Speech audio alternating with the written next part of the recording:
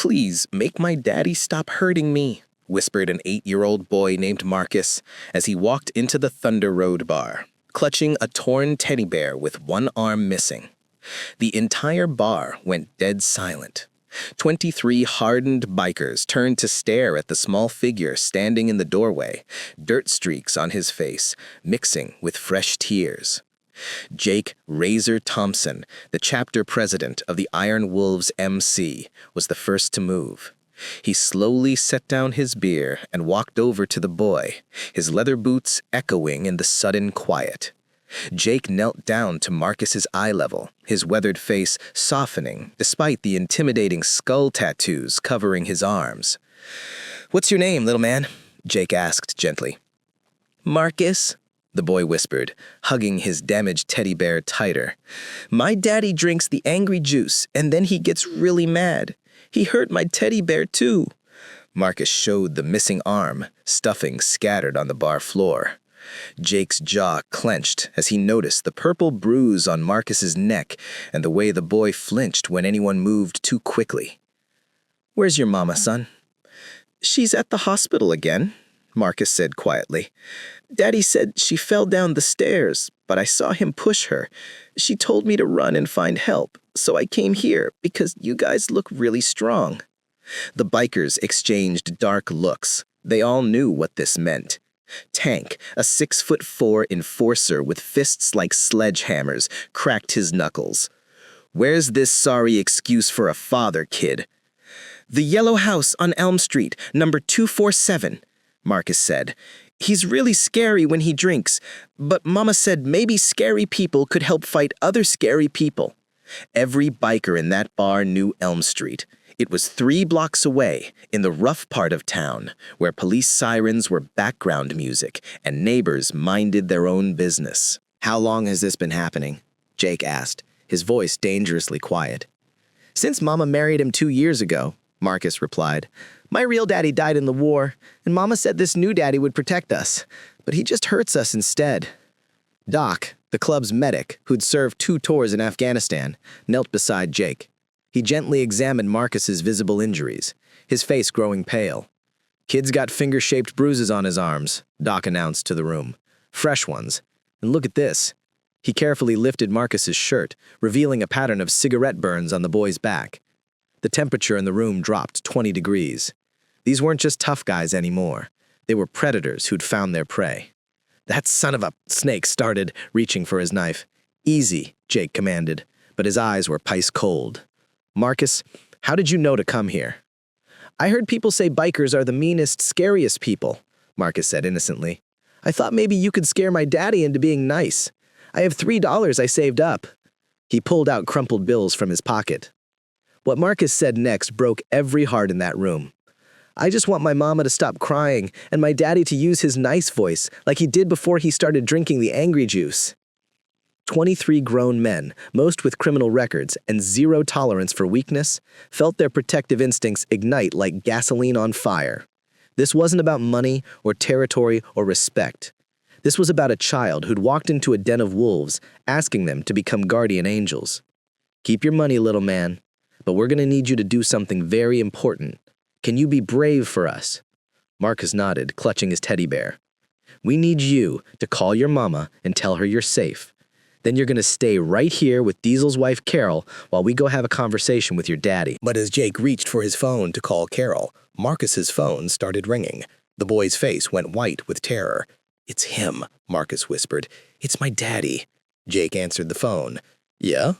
"Who the hell is this?" A slurred, angry voice screamed through the speaker. "Where's my boy? I'm going to beat his ass when I find him." "Your boy's safe," Jake said calmly. "But we need to talk." "I don't talk to nobody. Send my kid home right now, or I'll call the cops."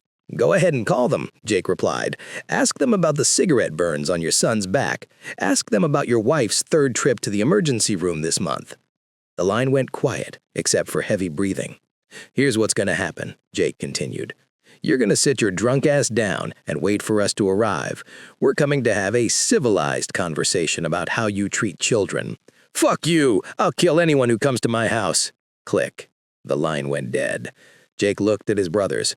"Well, gentlemen, looks like we got ourselves a situation. Tank cracked his knuckles again.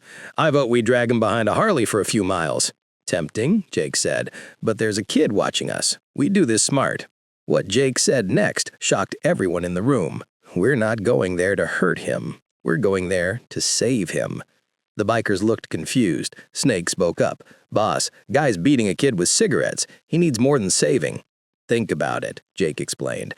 Marcus said his stepfather wasn't always like this. Started 2 years ago, got worse with drinking. That's not evil, that's broken. And broken things can be fixed. But their conversation was interrupted by sirens racing toward Elm Street. Marcus began crying. Something's wrong with Mama. Jake's phone rang. It was Carol, Diesel's wife, who worked as a dispatcher.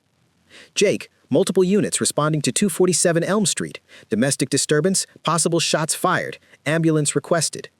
The room exploded into action. 23 motorcycles roared to life in the parking lot.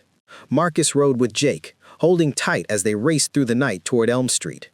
When they arrived, the scene was chaos. Police cars, ambulances, and fire trucks surrounded the yellow house. Neighbors stood in clusters, whispering and pointing. Marcus screamed when he saw his paramedics wheeling his mother out on a stretcher. Mama! A police officer tried to stop the bikers from approaching, but Sheriff Johnson recognized Jake. Hell, Jake, what are you doing here? The boy came to us for help, Jake said simply. That's his mother on the stretcher. Sheriff Johnson's face was grim.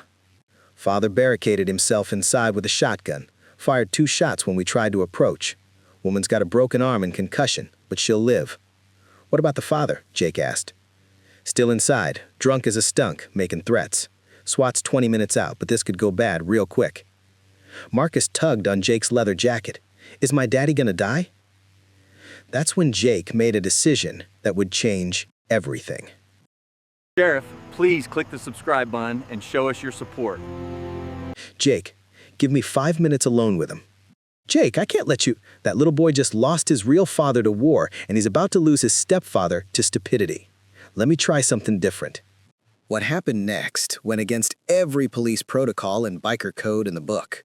Jake walked up to the front door, alone and unarmed, while 22 bikers formed a protective semicircle behind him. The SWAT team and police watched in stunned silence. David, Jake shouted at the house. My name's Jake Thompson. I run the Iron Wolves. Your boy Marcus is safe with us. Get away from my house, came the slurred response from inside. Can't do that, David. See, your boy walked into my bar tonight asking for help. You know what that tells me? That tells me he still believes his daddy can be saved. Silence from inside the house. I know about your drinking problem, David. I know about the anger. Hell, I've been there myself. Lost my family to the bottle before I got clean. You don't know nothing. I know you married Marcus's mama because you loved them both. I know you didn't sign up to be a stepfather just to hurt people. And I know that little boy in there still calls you daddy because he wants you to be the man you used to be.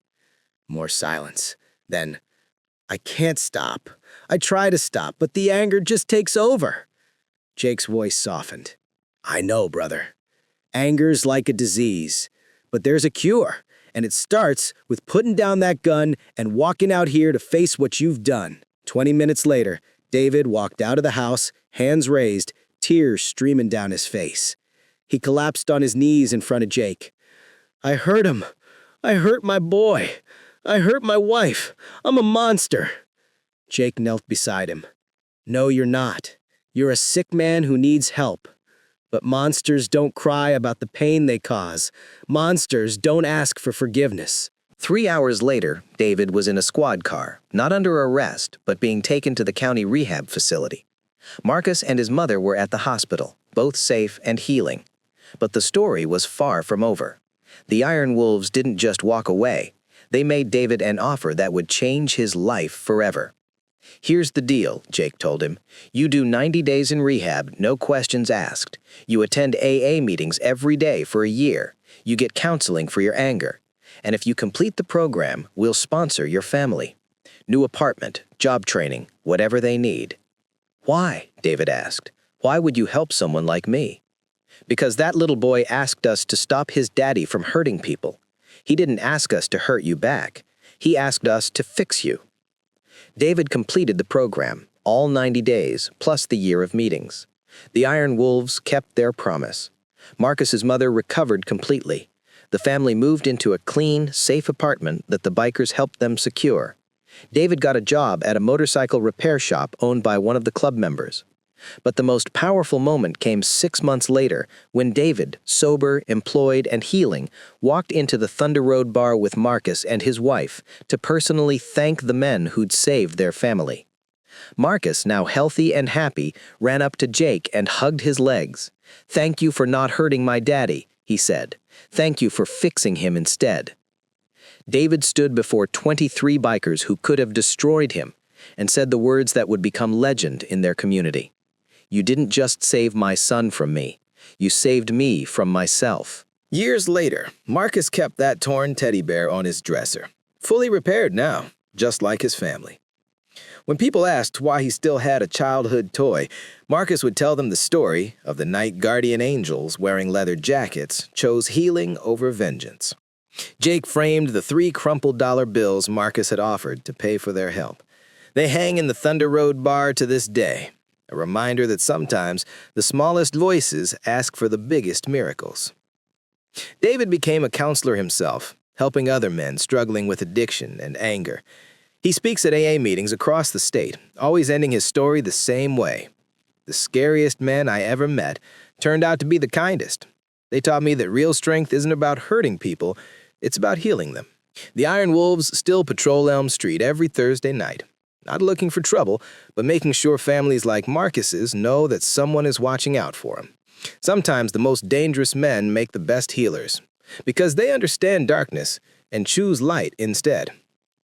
Marcus learned that courage isn't about being unafraid, it's about walking into a room full of strangers and asking them to save your family. Today, Marcus is in college studying social work. He still visits Jake every week, not because he needs protection anymore, but because family isn't always blood. Sometimes family is 23 bikers who chose to fix a broken man instead of breaking him further. And in the Thunder Road bar, if a child ever walks in asking for help, they remember Marcus and the night they learned that true badasses don't destroy, they rebuild.